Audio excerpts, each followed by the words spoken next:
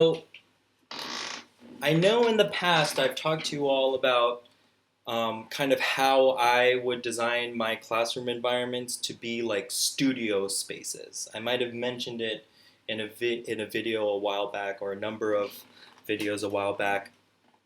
Um, and I want to talk more about that, about what I mean by a studio space. So, for example, right, creative curriculum, the same people who make TS Gold, creative curriculum talks about classroom areas, right? There needs to be a block area, there needs to be a science area, there needs to be a writing area, there needs to be a touch table area, so on and so forth. And that is generally kind of what you see in early childhood classrooms. You see areas, right? And it's very general. And the kind of the most individualization that you'll ever see in these areas is that they'll kind of swap out the materials. And the reason why I attached more to a studio way of thinking is because, first of all, I was inspired by the Reggio approach, obviously, but also because I wanted to get to a place where I was individualizing my educational approach. I was really able to meet the needs of each and every child, right? And so this idea of the studio is my interpretation, right? It's not that I was copying or taking exactly what the Reggio people were doing. I saw what they were doing and I made it my own. And and it wasn't even just my own. It was the result of a collaboration and decades of work at the Helen Gordon Child Development Center. And this idea of individual spaces being a studio is inspired by the concept of the atelier. So when I did studios, mini studios, I would call them in my classroom, the block area wasn't just a block area. The block area was a studio for studying engineering concepts in tall buildings.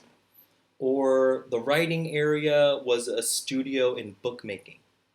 Or the touch table was a studio in understanding principles of force and gravity, right? So, do you see how I get to a point where I'm paying attention to the children and then I design my space to really reflect the thinking of groups of children or even individual children?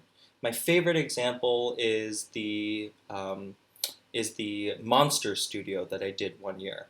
There was a child who was really, really into these anime creatures, these Japanese fantastical anime creatures, right? And she would draw them and she would create these stories and tell these stories. And so from those drawings, I was inspired. And so I thought that, okay, what if we do this on fabric? What if we create this with fabric? And we did it with fabric, and then we sewed. I don't know how to sew, but we learned how to sew together. And I had other teachers who had kind of had an awareness of how to sew, and we stuffed these animals, and we had a basically a creature studio, a monster studio, and so this idea was inspired by the Reggio approach and their concept of the atelier and the atelierista, right? So this is on the Reggio Children website, and they describe it like this. Since the late 60s, in the municipal preschools of Reggio Emilia, each school has a space called the atelier and the figure of the atelierista, a teacher. So the atelierista is a teacher with an arts background. In this way, the expressive and poetic languages became part of the process by which knowledge is built. The atelier thus becomes the place of research, invention, and empathy expressed by means of the 100 languages, which extends beyond childhood and to include adulthood up to advanced age. The ateliers are constructed in partnership with other professionals of various competencies: architects, pedagogistas, physicists, engineers, biologists, dancers, musicians, physicians, and so on. And for them, the atelier is a lot more complex than what I'm describing and what I did.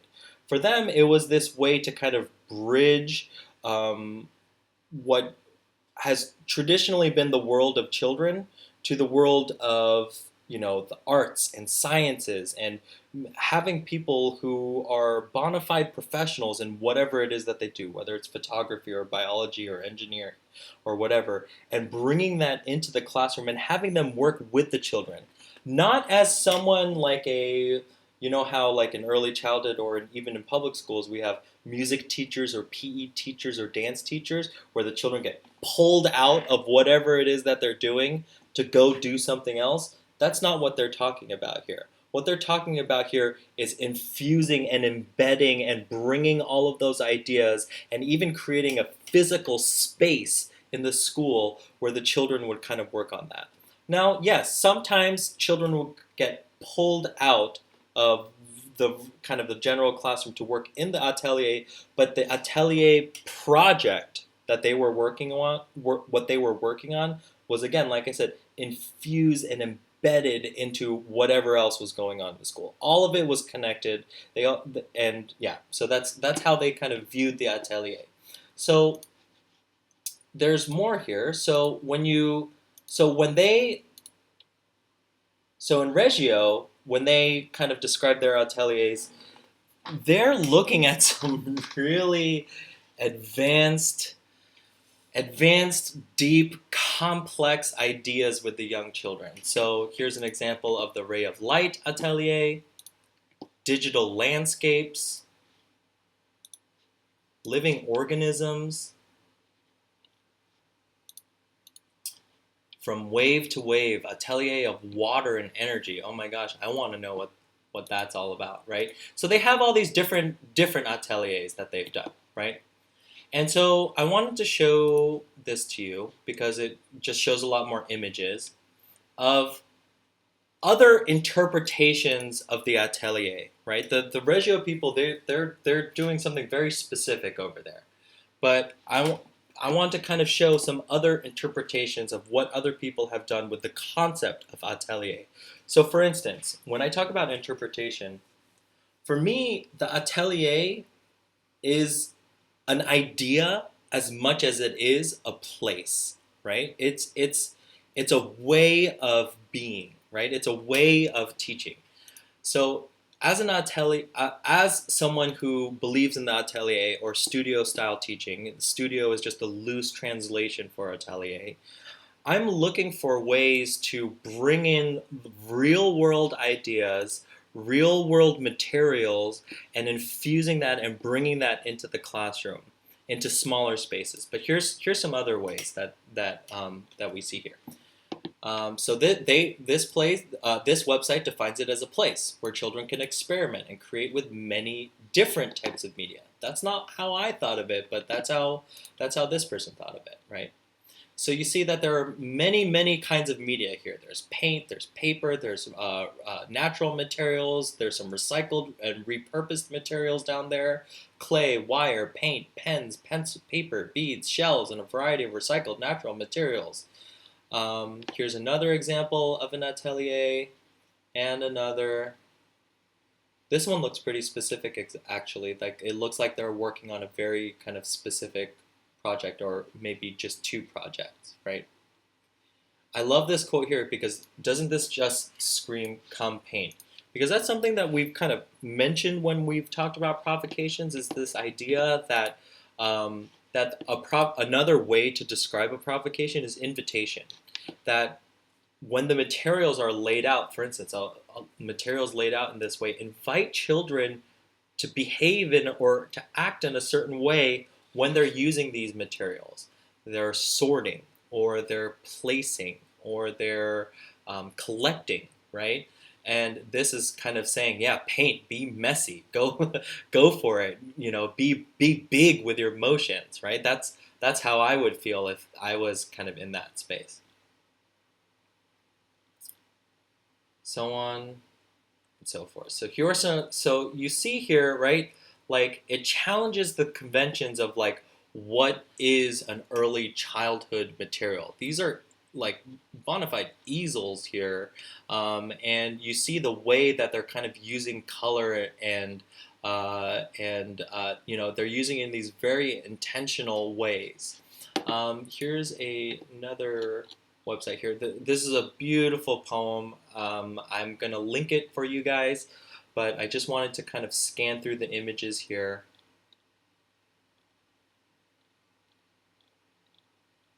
and show you some other interpretations of what it means to have an atelier.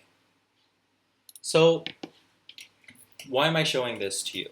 Because as we kind of move along in our journey of environment design, we've talked about materials, we've talked about provocations, we've talked about constructivism, and we're going to continue to talk about that because that's the basis for all of this.